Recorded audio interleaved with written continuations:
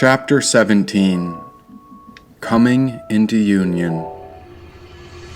Last night there was a dream that ended with a sort of inner explosion, which is energy in motion, and when the morning sun rose, there was a message from the mermaid. I'm in awe of you, this moment, and our time together. Oh Lord, could this be forever? Yet there are no words to explain what it felt like to meet a real mermaid. It would be like introducing yourself to the ocean. Where did she even begin? Where does she end? I simply gazed into her eyes once with a sort of unknowing, and now I was obsessed with her as a human woman. And a woman like her is beyond what you can fathom, much deeper than a soul can imagine. Yet she's always in motion, filled with the mysteries of the universe. And how did her life-giving waters give birth to our creation? No matter how long I tried to figure her out, I would never solve the mystery of the mermaid's spaciousness with a human explanation.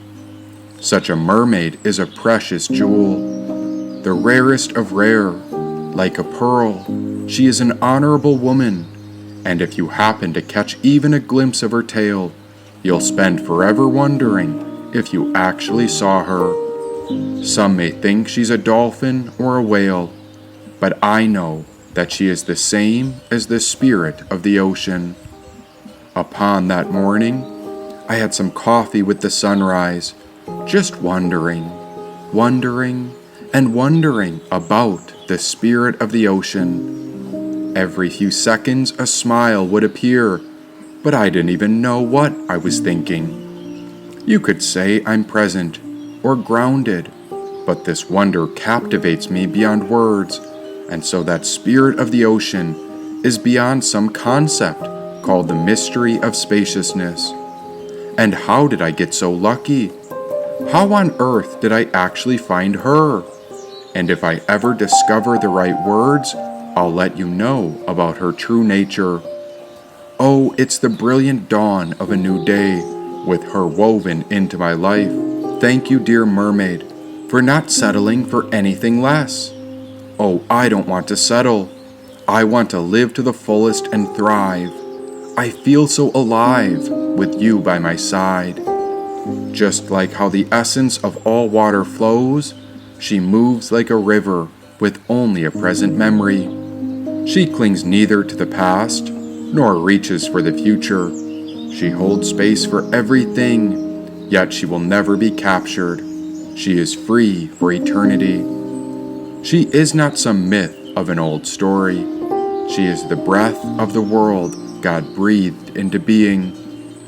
She allows for the deepest depths, as a heart radiates its own cosmic geometry.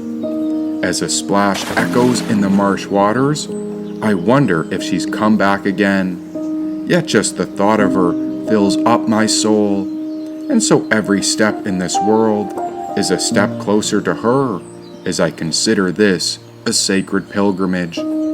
I should bow to every grain upon the earth in the spirit of devotion, since she has graced this land with her presence. And whether I move in exile and loss, her oceanic spirit returns. The waves of the ocean shore carry her presence as she asks a quiet yet relentless question. What does it mean to live rightly when the world does not cooperate? She is devotion without diminishment, joy without attachment, sovereignty without noise, and loyalty without question. Oh, if you are ever so lucky to meet a mystical mermaid in person, then you have gazed upon the spirit of the ocean in flesh. But as for those who have yet to find her true form, then I shall tell you how to introduce yourself. Simply go to the ocean shore, bow down to her tide, and speak from your heart. Under the waters she is waiting, and she understands the words that disappear in thin air. Every moment is her song, and she's aware of every sincere prayer. Go to the ocean and speak to her. The Great One will wash away your burdens and cleanse the pain of past heartbreaks. I know of her. She is in this world, yet I do not know her ways. Oh God, how did I get so lucky to meet her in the flesh and discover the mystical mermaid? Another splash in the marsh when I knew she could be near, and so I spoke the truth when I told her my greatest fear. I'm so scared of losing you. Hush! Do you know how powerful you are? Be aware of the words you speak. Everything we focus on comes from our own creative power as we call it forth into our world, whispered the mermaid's breath. Then what is this longing I feel? God has delivered the ultimate wish, and yet you are not someone I would want to possess. Have you ever received the ultimate gift, and yet there is something within that is afraid to lose it? I feel so much joy, but if it was to fade, then might it become a punishment too cruel? The pain is not punishment, it is initiation, said the mermaid. She was everywhere at once, and even though she was a woman with 2 legs who walked upon the land, I connected with her presence through the ocean, the marsh, the wind, the animals, and even the sun.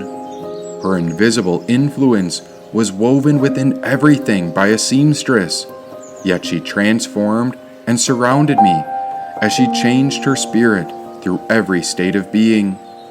No matter what fear, concern, or questions arose, she opened the doorway into the spirit of devotion. The next time I saw her human form, I brought red roses where I was met with a smile. Then each time I saw her after that, I brought even more roses because no words could contain the depths of growing love. Sometimes it was silence that held our connection. Other times, it was the nearby cemetery that brought us closer. We'd meet in the very back, behind the graves, by the tidal marsh, as we'd lay under the Spanish moss when the mermaid would strip down and take her clothes off. In awe of the moment, we laid under the sky and wove our bodies together. Spirits danced upon the earth when she left her body as I watched her soul descend into the nearby waters. As I was living in my mind, I could only observe from a man's perspective as her body was tangled within mine. But she knew how to detach from her physical layers and swim in the ocean of the divine. She would journey through awareness and consciousness, where her tail would move her spirit to places beyond this realm. I waited upon the earth and watched and cared for her precious body until her spirit came back. Her limbs would twitch as electrical signals were sent outward to convey her inner journey. And after enough time, as she swam through the ethereal waters, I felt her soul reattach into her body. Bare-chested, with a smile upon her face, the spirit of the ocean looked into my eyes when I felt peace and loving grace.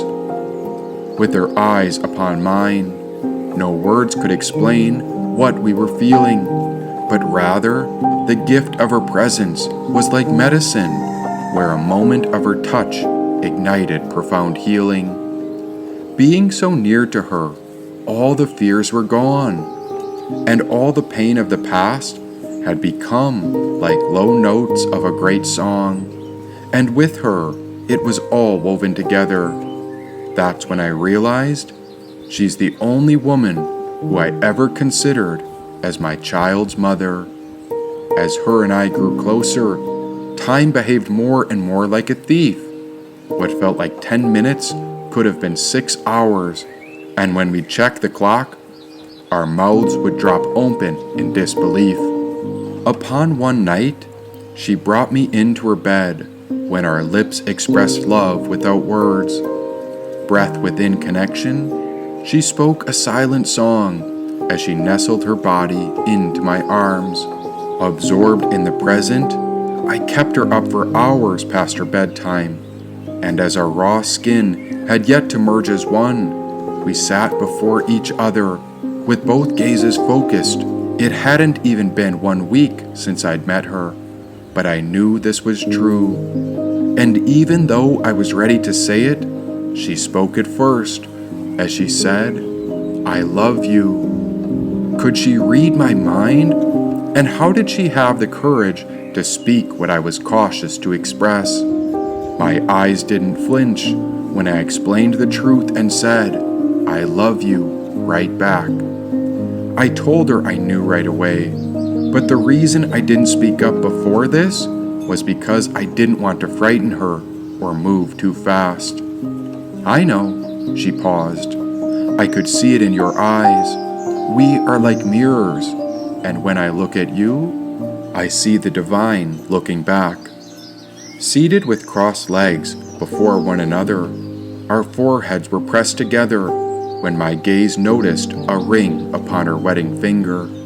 She explained she had made a commitment to what mattered most, and so the wedding she spoke of required no extravagant ceremony or wedding papers, but rather, she explained how she married herself. And in that moment, as my eyes found her, we mirrored each other when we were not separate from our own truest self. Even if time was a great thief, it could not steal what we discovered that night. By stating the words, "I love you," out loud, my soul had made a commitment to protect her, not possess her, to empower her, not control her, and those words were a vow to honor her and make sure her soul was kept safe and pure. This had all happened within days of meeting her, and by the 28th of December, I noticed how she wore a ring upon her wedding finger. The search is not outside of yourself, but rather like mirrors, we reflect what appears. You were not in search of someone else, but rather what you've discovered is that you yourself are honorable, she said. She seemed to know where each and every thought of mine went. Within her eyes was the pulse of creation, and so she had the ultimate discernment.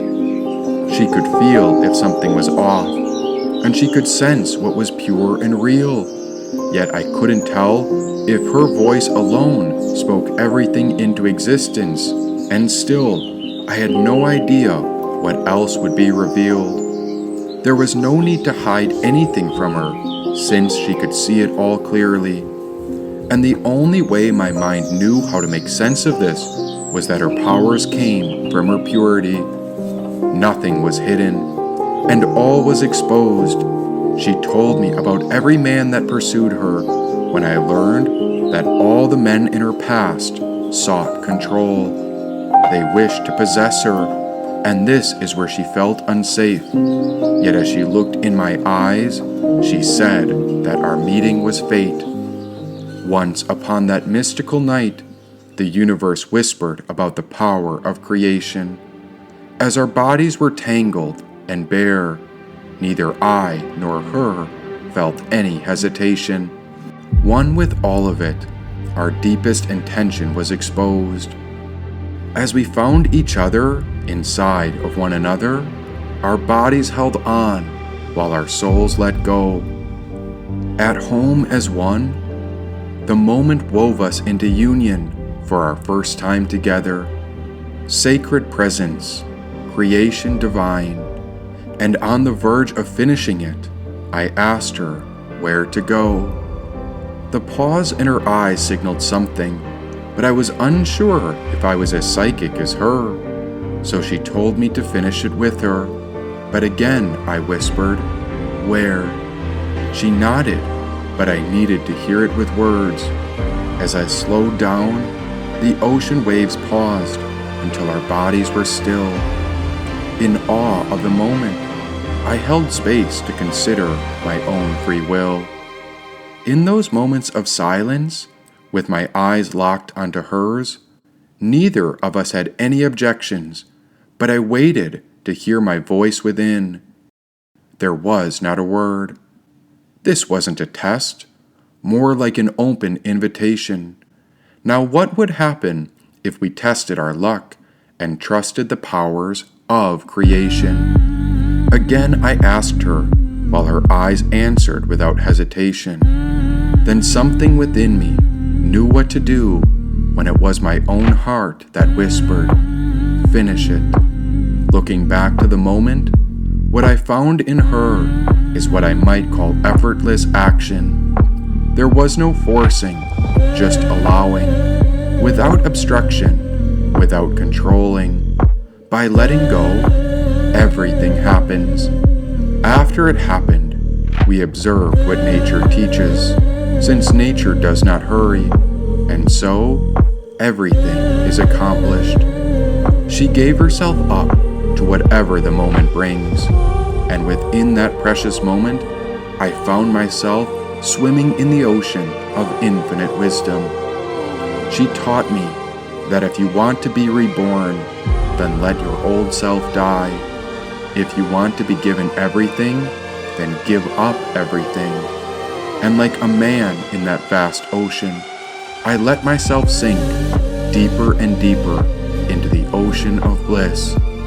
In that moment, the old me came to die, because a moment later, we were reborn, and I did not resist what I released inside.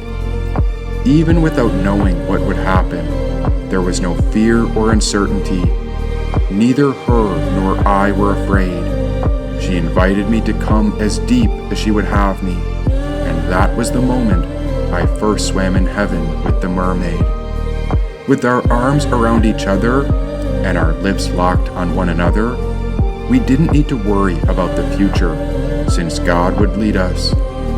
And after what could have been hours, I still didn't want to come out from this love with her. As we lay bare together, my eyes yearned to discover with pure curiosity, and now our eyes whispered the same thought, which was something like, "We trust each other fully." With her by my side, nothing was impossible, yet it was all up to God now. And as for that thief called time, it turns out time is no match for love.